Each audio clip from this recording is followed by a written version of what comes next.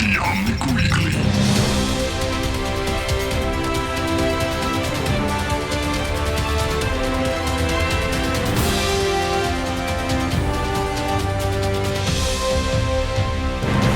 Welcome everyone, it's Sunday, January 11th, and this is episode, Jesus Christ, we haven't done this in a while and I can't talk anymore. Episode 186 of the Omnic Weekly.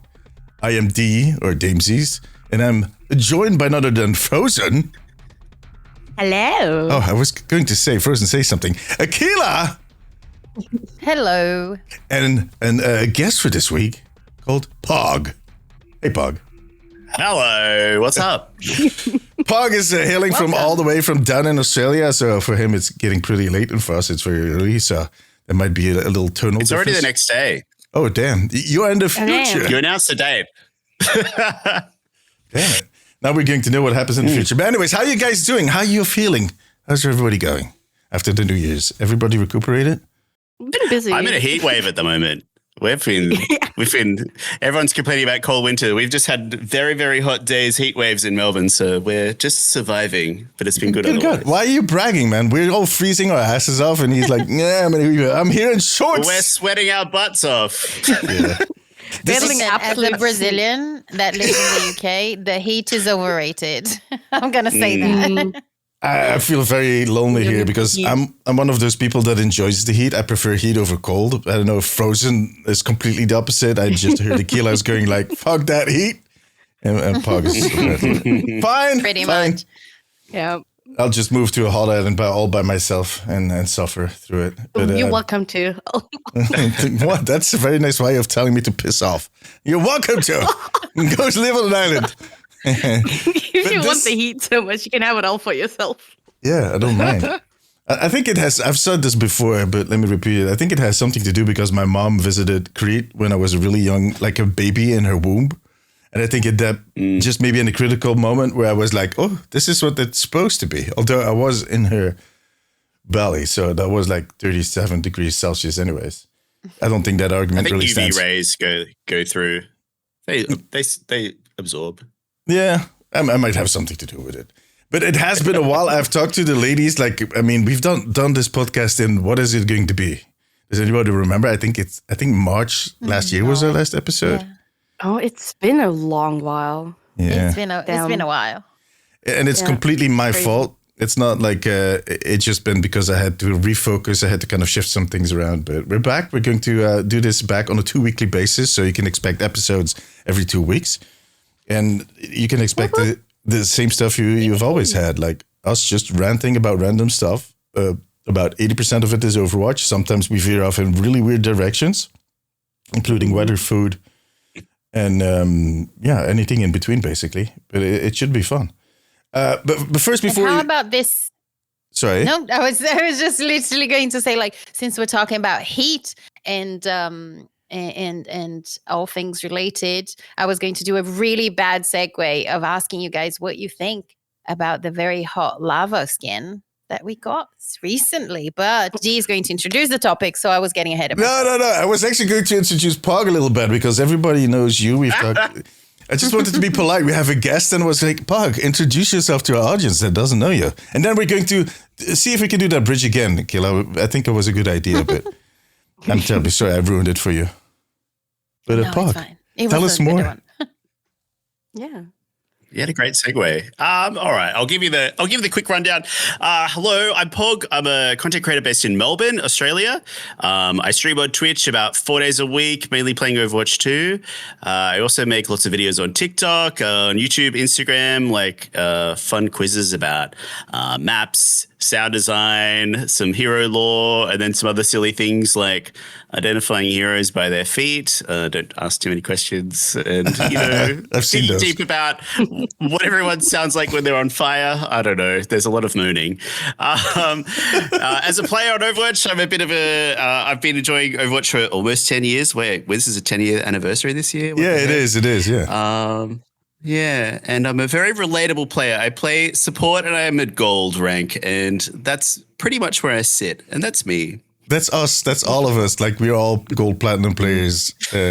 We're so relatable. Yeah, exactly. All casuals. And Perfect. the power in it is we have the majority opinion. We form the larger chunk of Overwatch players, which means our opinion should count for more. It should. Even though I hard agree with that, I love that we're going with relatable. Relatable. We are not extremely skilled, and that's relatable. It's funny because I just played comp yesterday again for the first time since like months, and I placed gold 2. Beautiful. You were like prepared. A lot of comp. Absolutely. So I can talk about what the hellscape looks like. Oh god. We can Wait, relate the drives to this. haven't even started, so the real hell still has to come. Yeah. Brace yourselves.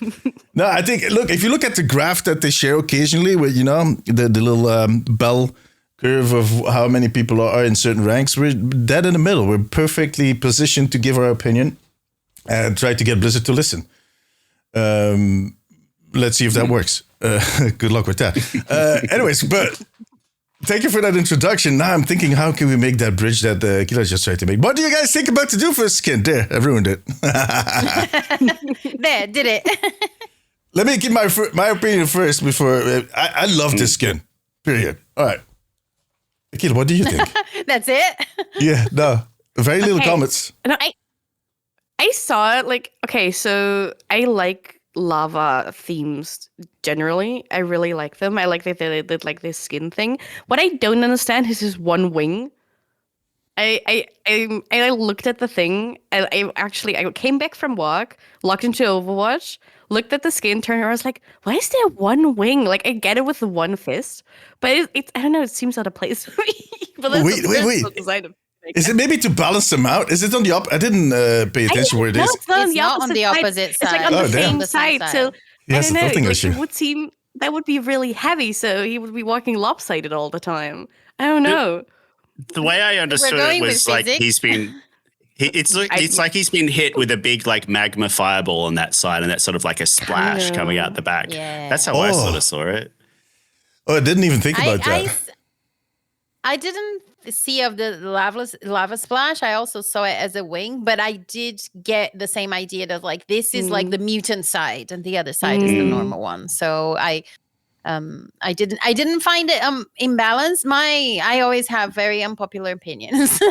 my problem with the skin, I like the skin. I think listen, I need to go on brand here. His abs are out, and I really appreciate that. So I'm a big fan of anything that we can see a six pack, and I also like the casual vibe with like the fire and the lava. The downside for me is it doesn't look like a mythic for me. I don't think that we have enough possibilities of customization if we think about earlier mythics, in my opinion, of changing like hairstyle in Kiriko, for example, or changing complete patterns in Genji's mythic. So for me, it's like I like the skin. I think as a mythic skin is, it doesn't give us enough.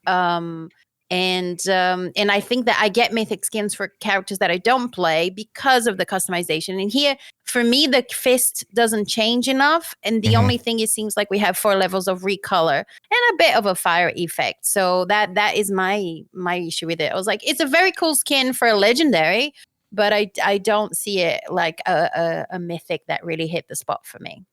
I mean, people like, okay, so in my head, I like sort the skins on like, tier-based levels. So like, it's like what I think. I feel like that's what a lot of people do, but like, I feel like it's on the same level as kind of Hanzo's skin in the realm of there's like some customization options, but it feels a little underwhelming if you compare it to the others. Like, I know there was like an outcry when like Hanzo's release was like, where's all the customization options? Where's that? Where's that? I kind of get the same with this one, as it looks cool. I like look at the aspects of it. I really like the iridescent aspect on it. I think that's one of my favorites on the skins.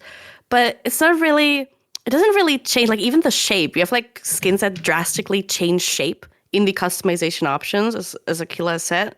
So yeah, it was a little, like it looked cool, and I looked at it, I was like, oh, this looks cool, and then I looked at the options and everything, it was a little underwhelming. Yeah, I agree. But I think that is an issue with all of the mythics lately, and especially now that you're doing 2 every season. I think it is a very deliberate choice to kind of do more skins but go less in the customization, because they could have removed his hood. There's a lot of stuff that they could have done. Yeah. They didn't. And my grievance, I agree with your grievance, but for me, that is a grievance more on all of the latest mythics. And from all of the latest mythics, this is my favorite because it tells a story. You get this feeling like there's a story behind all of this. And with all of the previous ones, they just kind of did this shine up, if that makes any sense. Like the druid skin was like very, I don't know. I have a really hard time capturing what I feel with those skins, but it's not feeling very story driven. It's just like, they're going to shine a little more. There's going to be a little more details in there, and you're going to get the effects, but that's it. And with this one, I had like, man, this is just, it's fire, lava, like cool. like Frozen said. Yeah. Yeah. It's really cool. So. Well, that's what I really like. I think, I really like mythics that seem to suit the character rather than the theme of the season. Like Doomfist and the Molten Lava, it just seems to like work and fit with his whole character and persona. Whereas there's been other previous mythics that make zero sense to me. Like, why is Anna a robot? And why is these sort of things? I want mythics to be kind of like the Super Saiyan versions of the hero, like in their coolest possible form. When they're like, just something that does that. It like that's what Mythic should be to me, and also no one's mentioned the sound design. Mythics for me are sound design on show. They do so much in terms of like changing up.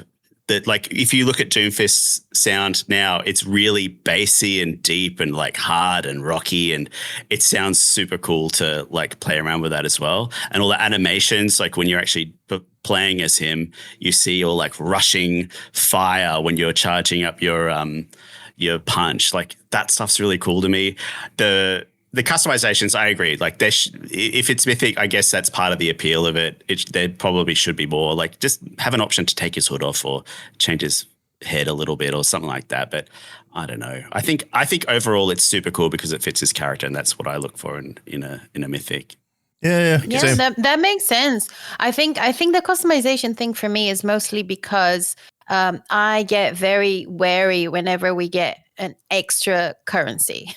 We have many. We have comp coins, and we have gold coins, and we have legacy coins, and now we have mythic prisons and stuff like that. So it's like, if I'm going to have another currency, especially one that I'm supposed to work really hard for, and or pay with real money, and I'm saying and because working really hard, I mean the battle pass, but the battle pass also costs money, or buy these mythic skins. I want to feel that I'm getting value for my money. So the thing for me with the customization is like, I understand that you guys are releasing a season, which is more work, but simplifying them really kind of rubs me the wrong way because of that. But it's like, but you instituted another currency, another shop, another way for me to spend money, and you're giving me something that didn't used to be like this. But I do agree with you that I love when a skin suits the character, and I love when we get extra kill effects or extra sound design. So for example, I hate it, I must say, the mime skin from Moira, because I think it has nothing to do with Moira's personality. It's so bad. I agree. The emotes drive me crazy because it's like, this is Moira. She's a badass and the sarcastic scientist bee that I love. I'm a Moira main, by the way. And but you see her pulling an invisible rope dress as a mine. That drives me crazy. So when something really suits the character, it really appeals to me as well. And getting extra kill effects and extra sound effects, I think, also add a layer to the game to some extent. Because the only thing that I don't like is, for example, the Moira mythic. I can't use it because any skin that has a voice mod takes my attention too much from the actual gameplay. Really? The voice mods bother me. The sound effects, yeah. I don't. I'm currently using the Sojourn skin because I don't play enough Sojourn. It doesn't bother me as much, but it's kind of like on the edge. The Moira skin, I cannot use it because I'm so used to her voice and so used to everything that the voice mod really throws me off. I mean, I guess it's kind of like there's like different kinds of appeals where like, oh, like I don't care too much about the sound design, it actually bothers me sometimes. Or you have like, oh, I love sound design and like I don't care too much about visuals. I just want it to look nice. It's like type of preference. It's just I have a problem if a character doesn't look like the character anymore.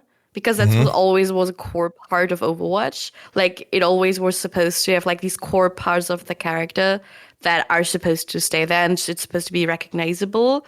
So I kind of get it with Aquila, with, like, the voice moment being, like, it doesn't really sound like the character you're playing anymore. Because it's too different. It's like the fine line between exciting and new and too different.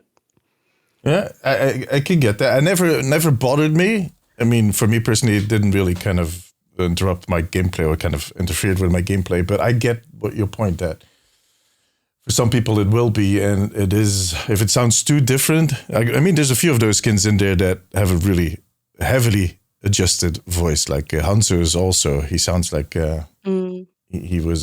He sounds like he's smoking. All day. Like he ate a diesel engine or something. It is.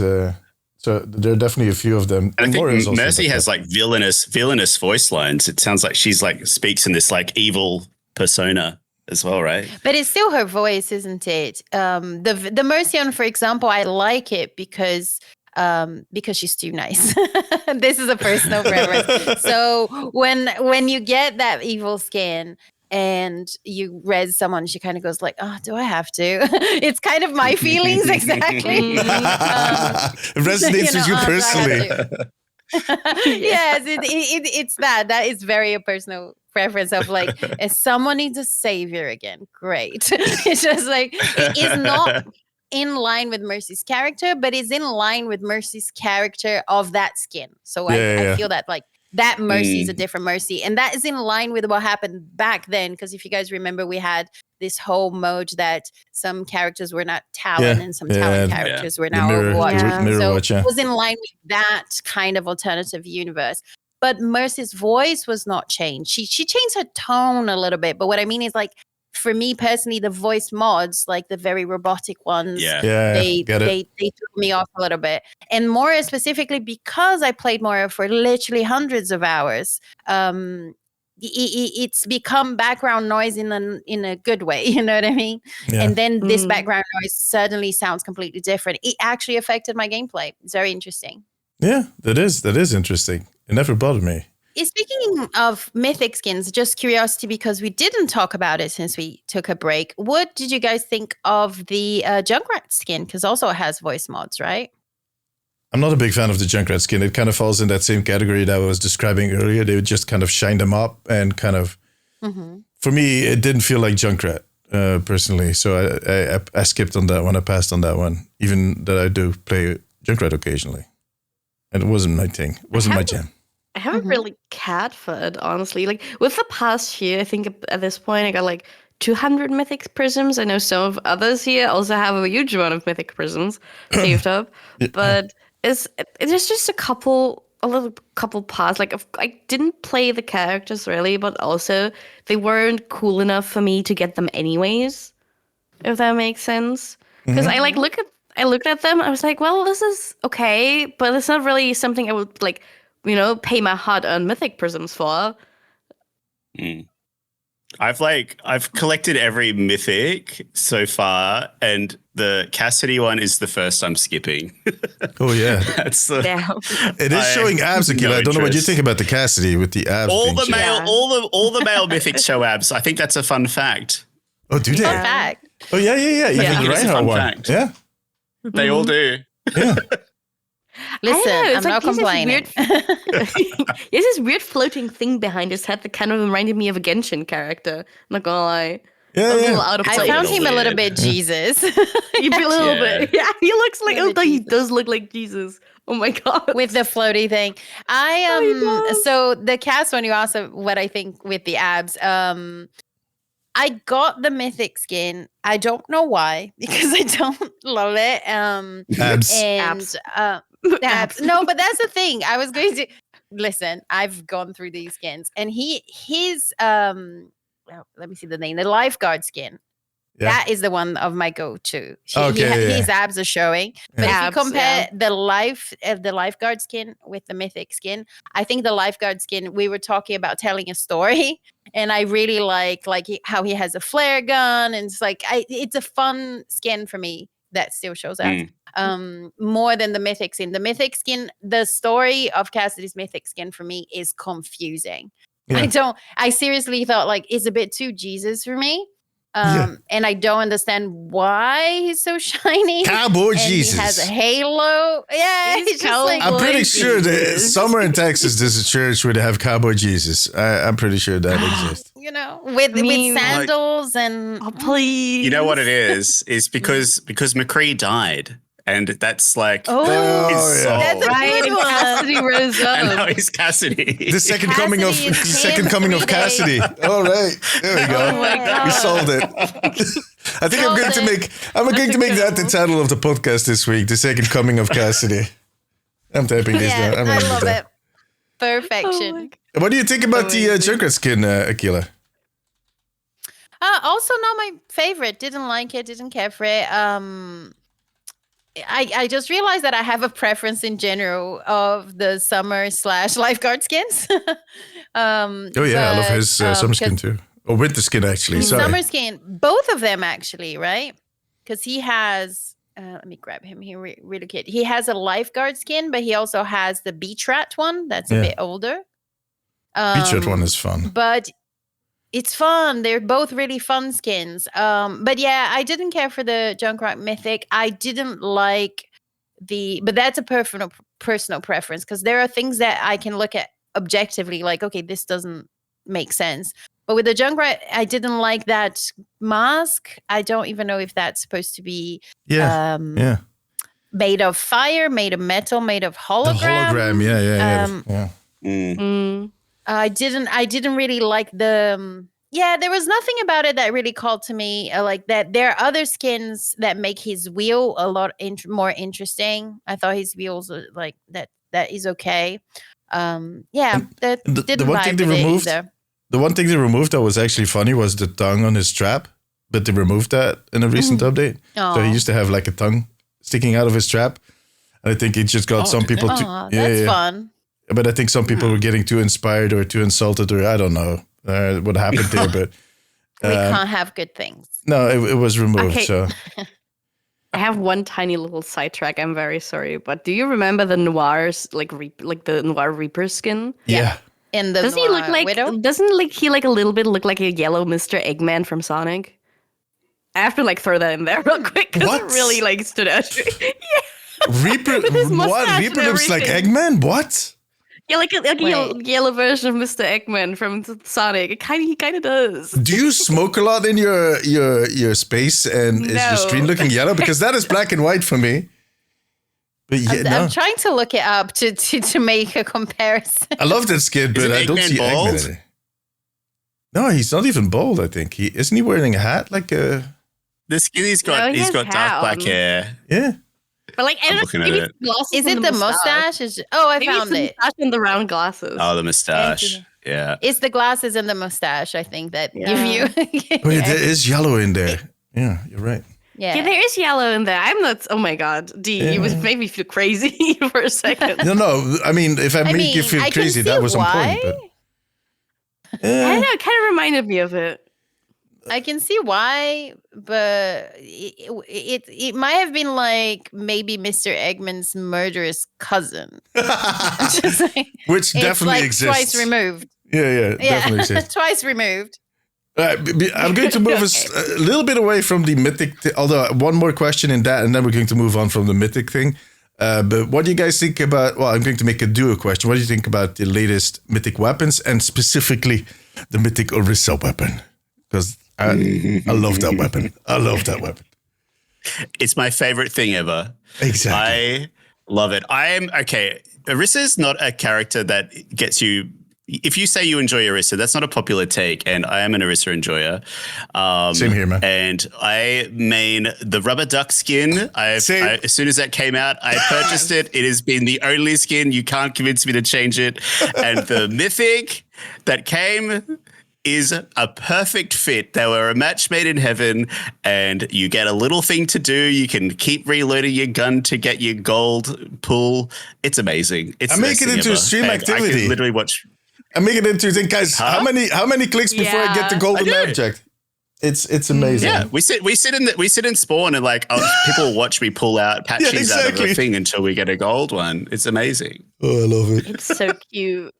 It's like, it's so girly pop, and it's like Orisa was made from this, like, you know, robot into like this war machine kind of, and she's so badass, but also she's so adorable. She's so cute, and the weapon just fits so well with all her amazing skins. But I agree, the rubber ducky is the best skin. I agree. Oh yeah, it is. And I think Orisa is one of those characters that has this personality that you want to push visually as cute as possible, because you know what devastating things you can do with her in game actually. And the more you kind of veer that away, the more fun she becomes. Like, that's why those skins are just, I don't know, they work. Like the beast skin that they released, the mythic one. What was it in season 3? Grand Beast. Yeah, that's not what I see Orisa for. I see Orisa as this, I don't know, just young Omnic that is just looking at the world going, what the hell is all of this? And then comes in and kills about 10 people because they looked at her slightly wrong. I think she should have gotten something similar to Juno's skin, where she's like, you know, magical girl, girly pop, that kind of stuff. Yes. Because one of my favorite skins for her is, besides the rubber ducky, is like the star sheep one, which is really pretty. Yeah. And I think it would have been great to see her, like, you know, like stars around her, like maybe dress her up in little like skirts, you know, for like horse races. Get her Le Seraphim. Yeah. Oh God, please, no more Le Seraphim skins. It would be so great. No, come on, don't give him any ideas. I'm going to be honest. I like to be one of the girlies. Yep. When it comes to, I'm really more of the opinion, like, push her into silly territory, not as much like cute territory necessarily, because like Le Seraphim or the what was it again? What you said earlier, Frozen, the magical girl. Yeah, the magical thing. I'm not too, but like, just the rubber ducky is so funny. She has a rubber ducky on top of her head on a towel, just like, doesn't make any sense. Love it. Let's go. I don't know. Putting that horse in a skirt would be really funny. I think that the silliness really really appeals to me, and silliness can be cute and etc. Now I know that there are a lot of people that love it, but now the girly cutesy thing doesn't appeal to me. No, so for example, in comparison, like, I absolutely hate, I understand again, like, the appeal, but like Mercy's mythical gun. I think it's cute, but I don't want to shoot someone in the head with that. And I am a battle Mercy. So I think that the silliness I really enjoy, and all the, like, the reason why I use the rainy skin for May is that little frog that also is like, why there a frog that interacts with me with the gun. I don't know. I love it. So I love that. And then I have a problem with the Orisa gun, which for me is a concept with all the mythic weapons, is like, oh, I personally don't love the weapon, but I love the flourish. And I would like to be able to get the flourish without having to get the whole weapon.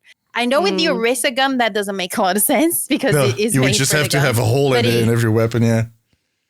Yeah, but if you think about, I said this with other ones, like, for example, with Widow makes sense, because it's just like turning her grappling hook, or with Anna, I would love to be able to get like one level of the mythic, or to get the flourish without having to get the mythic, because I personally think I like the guns that look like guns, and none of the mythics do. So just look like you're carrying a sword with a demon face that's about to eat your head or something. I don't know what that is, but it's definitely not a gun. But yeah, so that's the thing. I loved how silly and crazy the Orisa gun is, but I was like, I just want the flourish. I don't need this much pink in my life. It's just yeah. I don't like the pink. That's just something. Yeah, I don't like the pink. It doesn't go with my whole, ensemble. It just kind of ruins your ensemble. Yeah. That's what you're saying there. It ruins my vibe. But I want to put patches from it. Let me do it. I have a question. What if they had put the Mercy style staff on Ramatra? Would that have been fun? I think that would have kind of been funny if you have a Ramatra coming at you. Yeah. That would have been.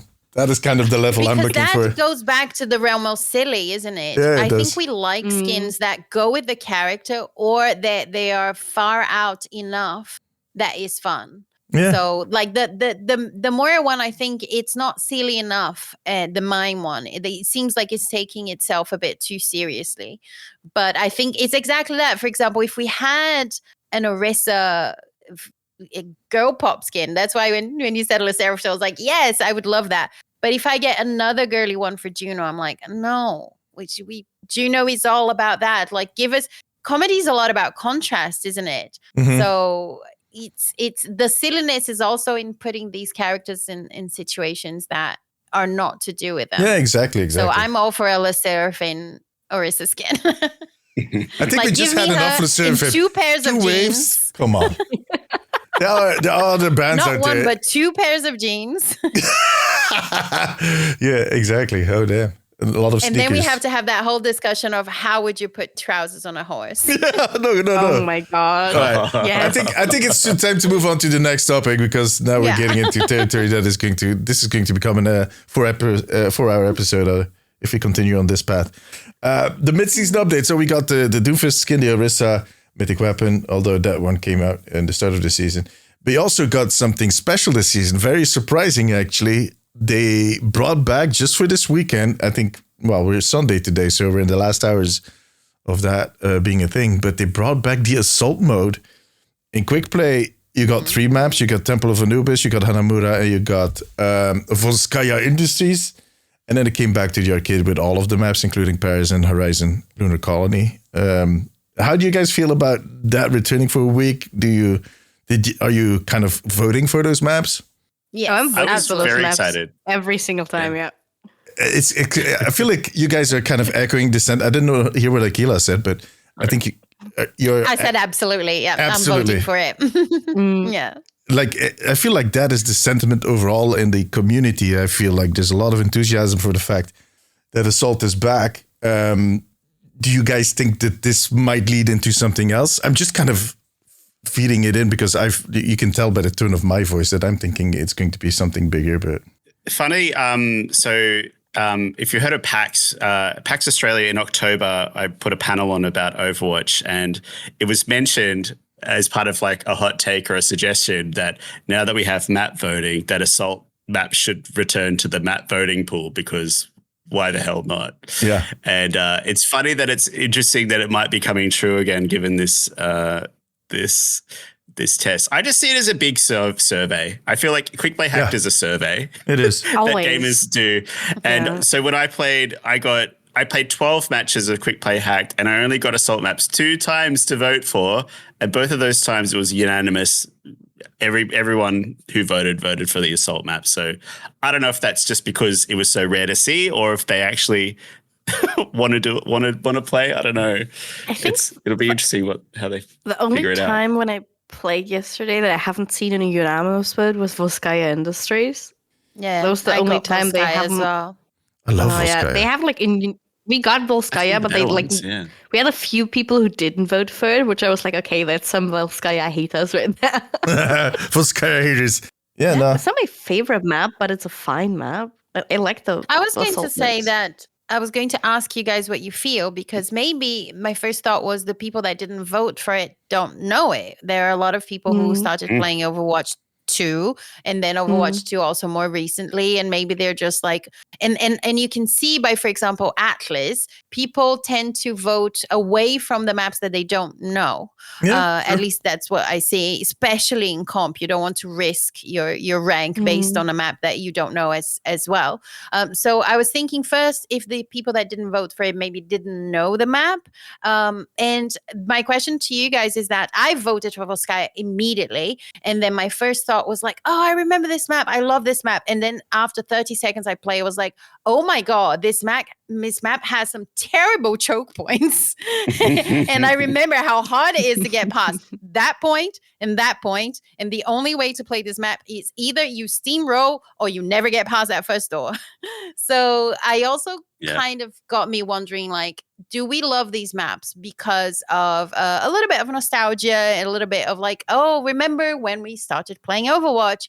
But the maps themselves, or at least Volskaya specifically, because it was the one that I played. When I played, I was like, actually, this map is a pain to play. I think what do you guys think? Is like, do you really enjoy the map, or is it a bit of nostalgia? I think nostalgia is a big part of it. I think there's a few things that speak for those maps being added back is nostalgia, definitely. Also the fact that it adds something different. I think more game modes, more variation in the rotation is always interesting. So I think people enjoyed that too. Even the people that don't have that nostalgia want to try that. Because what you said with Atlas, I think Atlas is different. And I think that also kind of attests to the problem with Assault is perception. Like there is a huge perception about the game mode in general for Atlas. And then there was a perception where people are like, oh my God, another one of these maps. They haven't fixed the mode. They're doing another map. That gets around. There are content creators that start talking about it. So you get this kind of already negative start or this perception. Like there's definitely people that maybe played Atlas for 3 times and are voting against it because of perception. And Assault used to have the same thing. Like if you look back at the history with Assault, it got a lot of pushback for good reasons. There were issues with the map, but like you said, there are some choke points that are difficult. Also the fact that the attacking team is spawning way in the back, which makes it a very long run. So it makes it really difficult to group up again, especially in quick play where people just tend to go all Leroy Jenkins and run in by themselves.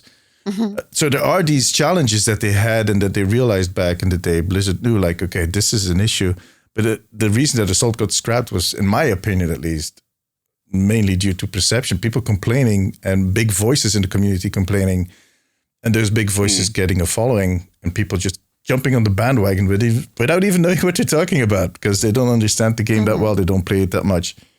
And I think that is kind of why I'm kind of surprised to see so many people jump back on Assault. And those might be some of the votes that we see against those maps in general. I'm curious now, like looking forward, like this is, Assault hasn't really been an official mode in Overwatch 2, right? But now Overwatch 2 has all of these different tools in the tool bag for like returning to spawn faster. So you see in Flashpoint, you've got like sped up exits out of spawn. You've got all these things that didn't exist back when Assault was around. So they've got a lot more tools in the tool bag. And also is it going to be 5v5 or 6v6? That's a whole nother question. I don't know how. There's all these, I don't know. There's so many different things that 5v5, the choke points might be a bit easier or harder. I don't know. The heroes themselves are also better tools now. We have so many more heroes now with very different kits. If you pick Vendetta, you have a choke point. You couldn't, like, the thing that I see people kind of referencing to what was one of the detriments of Assault was goats back in the day because it kind of just ramped up in that game mode.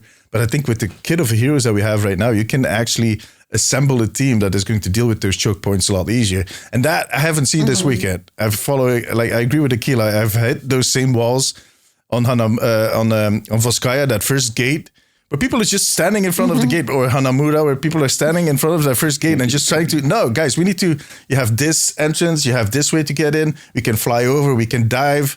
There's so many ways of just circumventing all of this, but a lot of us are not used to playing these maps, so we're just what do we do?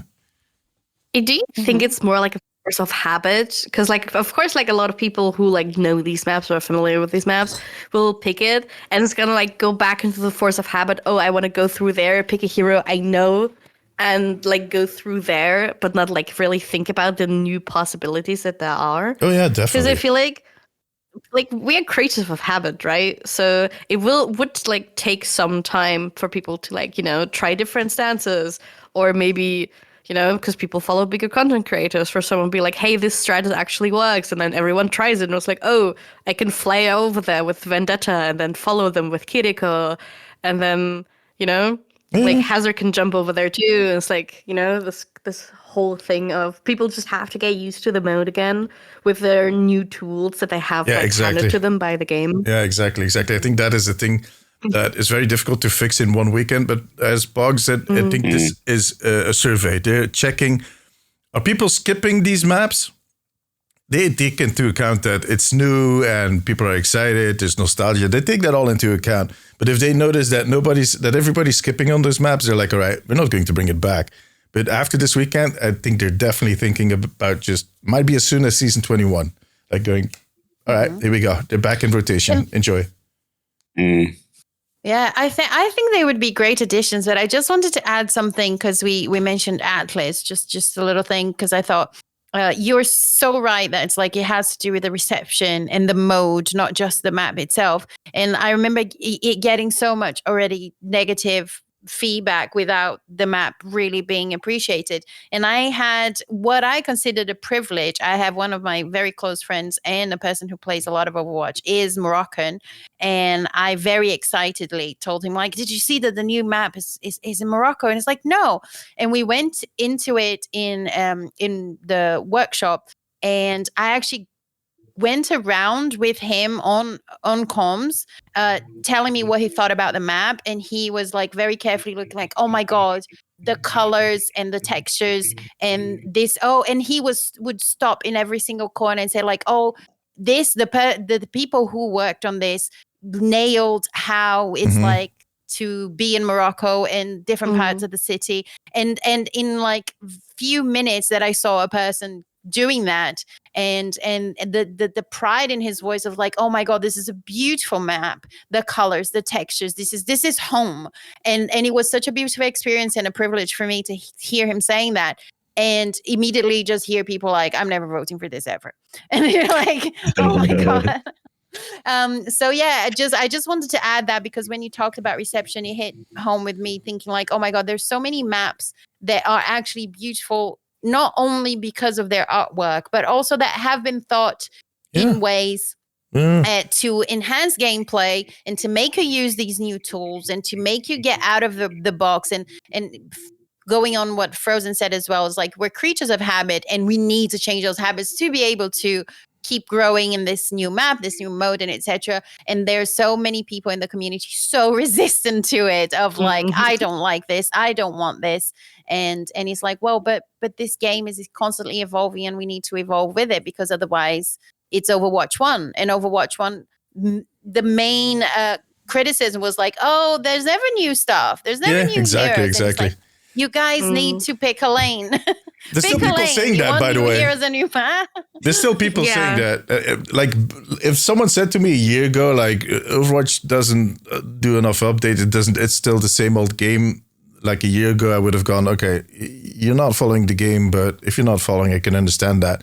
In 2025, if you say stuff like that, I might be tripping you if you walk away, or I might just kind of punch you in the back of your head, because like everything that we got to see in 2025 is kind of insane what they did. But anyways, no, look, I do these map tour videos and I try to emphasize this stuff, but the way that they kind of embed things of the local culture in such a precise, and like the snacks that are on the snack stands, the little texture, everything, they research it so well. They have so many people on their team from different nationalities that they can tap from, but they also have local experts that they check with. They have like cultural, like, I don't know what to call them, like checkpoints, basically, people where they talk with and see how things need to be done. They get a team over there to kind of do research and whatnot. They put so much effort in these maps, and we've just kind of rushed past everything. Like, I've told this story many times before, but there's a New Junk City. There is a place, if you stand long enough alongside the door, you'll hear someone singing under the shower. Like, it's in wow. It's in a weird corner where you barely will pass by. There's like a little nook. There's one door, and you can hear someone singing under the shower, and nobody pays attention to that shit. But there was a sound designer. I wonder what he's singing. Yeah. I think it's always something Australian. I might know what it is. There's another where you can hear the television program that Roadhog did, like for the Pachimari event. I don't know if you guys remember that. They kind of wrapped it like a television show. Yeah. There's one little building where you can hear someone watching that television show.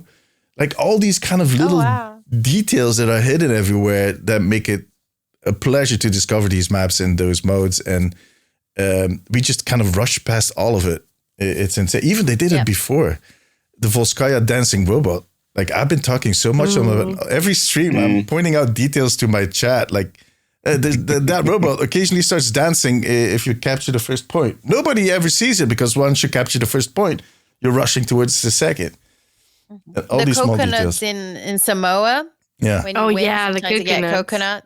And I'm going to do the mea culpa here because I'm the same. I only realized in Paraíso recently, it was the first time that I looked out of the spawn point and I was like, oh, wait, there's the beach. And that was literally like 2 weeks ago. And I was like, oh, that actually looks like the sugar loaf. Oh my God. And I was like, how did I only now look at this? Yeah. And it's in spawn. It's not even like mid-batch. I was like, oh wow. I still need to do a tour of Paraíso myself to be like, I've obviously noticed a couple of things, but a proper tour of like, wait, let's see how deep does this go? And I think we could appreciate more the maps instead of just like, I don't like this mode. Yeah, and the way I do think they do it for themselves too, because it makes map building, map design way more fun if you can do stuff like that, if you can hide those details. I've talked with some of the artists about it, and they always smile and they always laugh when I kind of highlight these details. But I think for a big part, they also do it for themselves because, I mean, it is a way more fun way to work on a product if you can add those details. And it's fun when people notice them and appreciate them, but they do understand that we're there to kick ass. And not for tourist tour, but people have murder brains, not taking the scenery sometimes. Yeah, exactly. Well, I can absolutely tell you as an artist myself, if like someone notices a tiny detail that you made and like tells you about it, the pride you feel of course. is insane. It's absolutely insane. But you do it for yourself, right? You like, put it in there. No, absolutely. Like it's like a fun laugh for me, you know? Yeah. Like, you know, it's like I make it and I kind of chuckle at myself while drawing it or while making it. But like still when someone else notices it, it's kind of like it's a different feeling, but like it's like you're very proud of yourself. It's like Yeah, it's one of the reasons I noticed. I make those videos is to highlight that stuff so people appreciate it more. But I also understand that people just, you know, they're in a different with a different mission. All right, guys, we don't have that much time left, and there's one more topic I definitely want to touch onto. That was proper grammar. Before we go, it's basically so this weekend we got the return of Assault, but next week on Tuesday, the Showdown Shuffle is going to be not making a return. They kind of sold it in the blog as if it's returning, but it's actually a mix of two previous events. So they're doing the hacks and hijinks combined with what was it called again? The Showdown, Spirit Showdown, that was it. So we basically get map modifiers, 2 map modifiers every round, and we get random heroes, what I call Mystery Hero Plus, where you basically get a new hero every time you kill someone. They added the fact that you can get a new hero if you do enough assists and if you die twice. What do you guys think? What are you looking forward to that? Did you enjoy those modes and the fact that they're combining them? Did you enjoy like the Showdown Shuffle?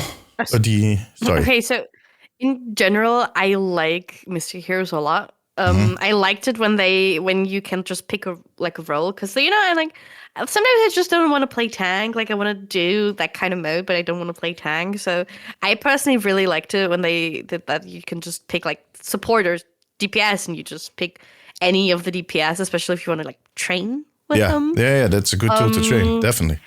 To be fair, it's gonna be really interesting to see those two modes combined. I'm not 100% sure how I'm gonna feel about it, but I'm definitely gonna try it. I feel like it might be clashing. Kind of my stance on it, like I don't know, like it's kind of the stance of I'm not 100% sure what it's going to be like. So I'm gonna sit and wait and see and experience it fast before I try to form an opinion on it. Because for me, it's really hard to try to form an opinion if it's going to be good or bad if I haven't even experienced it. Oh, I 100% agree. And I even have a T-shirt that says "Try it before you." What would they say again? What did we say? Yeah, try it before you hate it. Yeah, I made that T-shirt actually. Mystery heroes. I want ranked mystery heroes. Oh, sorry. Me too. Oh my god. Same. Ranked mystery heroes. My favorite comp mode. It's so good. Like maybe if you could do roll lock, give me roll lock rank mystery heroes. That would be a dream come true. please give it to me.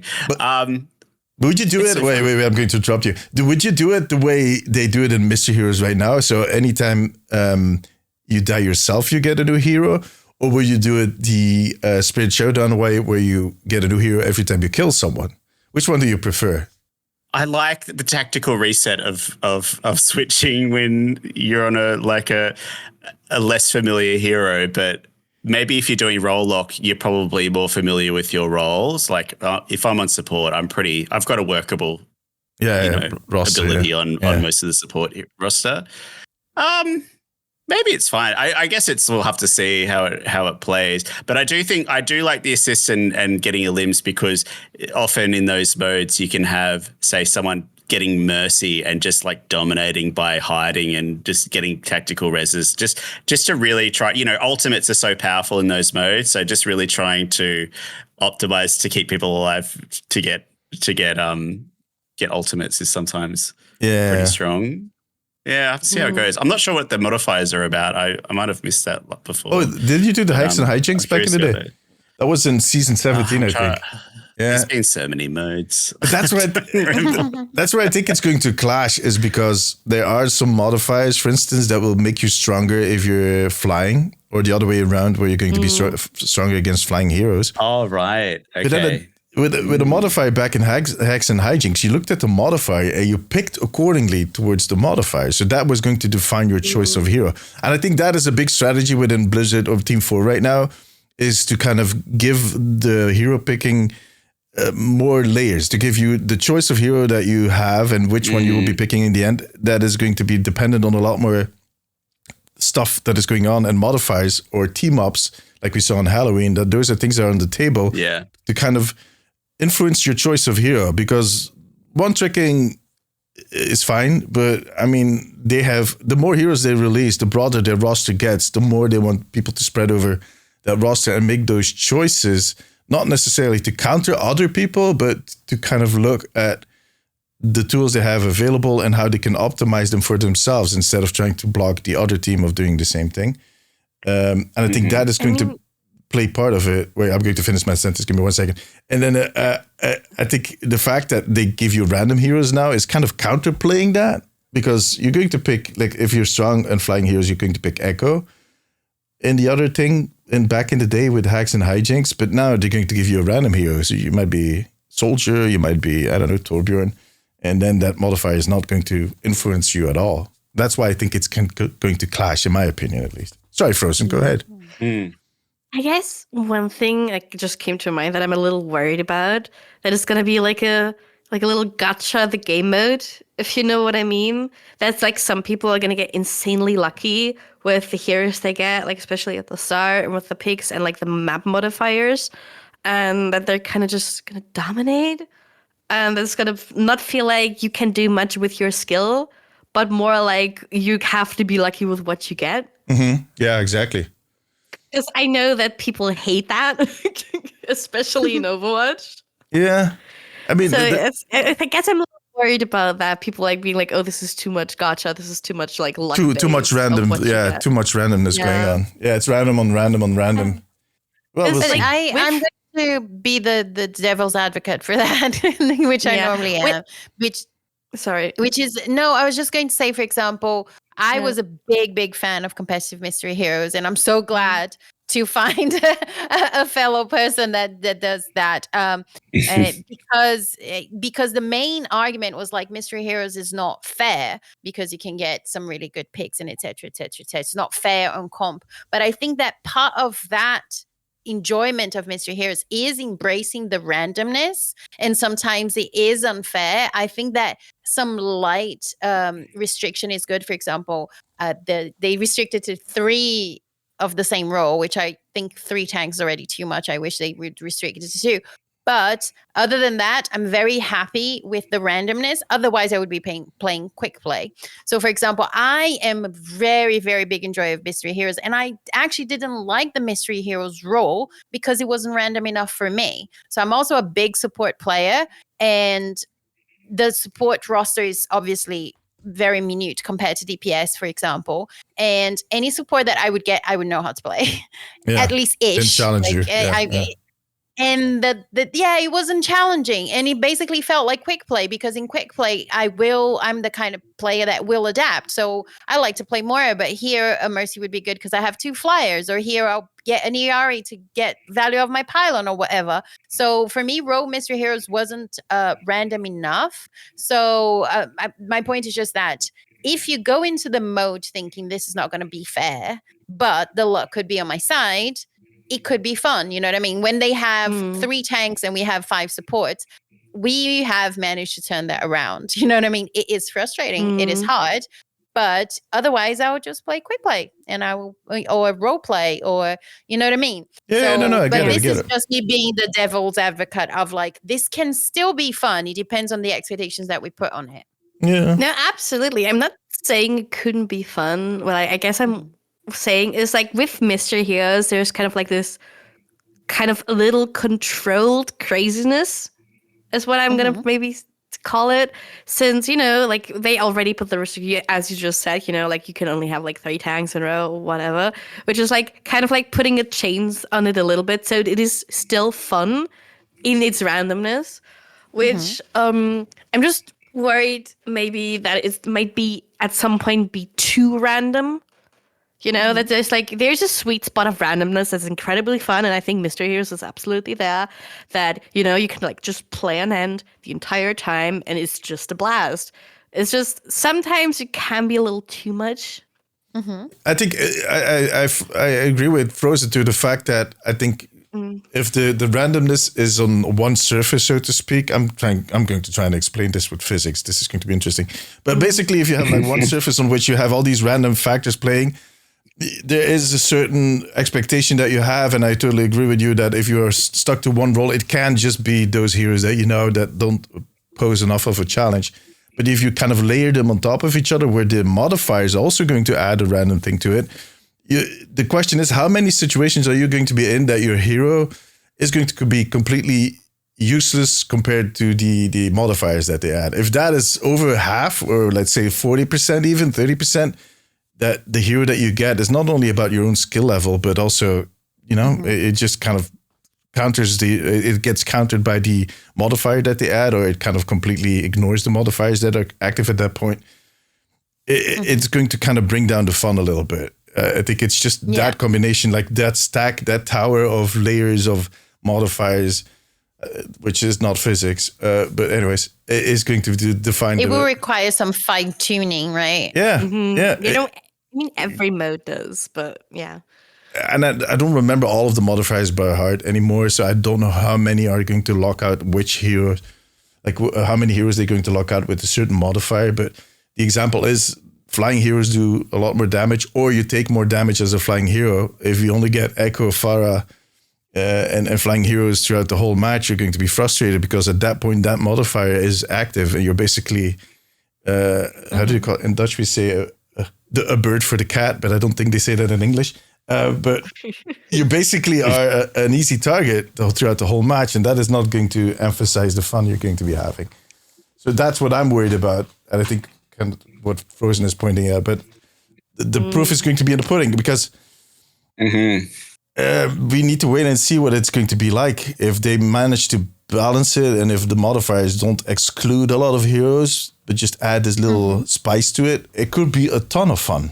I'm definitely looking forward to giving it a try. I had a lot of fun with Hacks and Hijinks. I'm excited. I had a ton of fun with Spirit Showdown. Sometimes, you know, it's like 2 separate dishes that might taste really good separately, and there's somewhere in the back of your head is, what if I combine both of them? That doesn't always work out. Let me put it that way.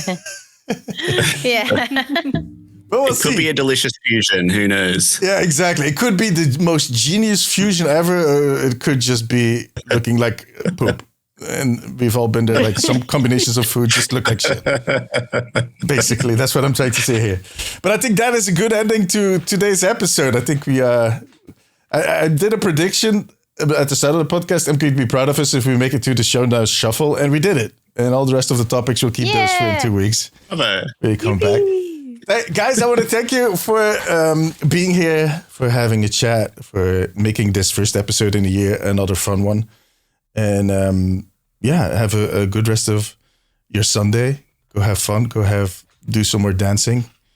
I don't know what Frozen is planning to do. Probably dry her hair because it was wet. She told us. Dry my hair, play Overwatch. And Pog is probably thinking about going to bed. I'm going to bed. It's 1 a.m. Oh, yeah. Beautiful. Bog, thank you for Thank you joining. for being here, Bog. Yeah, it was a blast. I'll see you guys in the next one. Bye-bye. Bye-bye. Bye.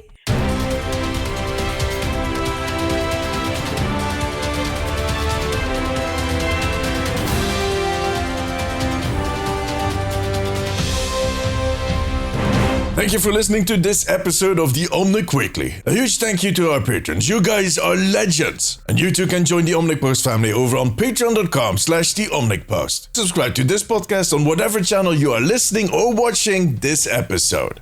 You can follow the Omnic Weekly on Instagram and Twitter. For now, however, take care of yourself, take care of each other. Till next time, bye-bye.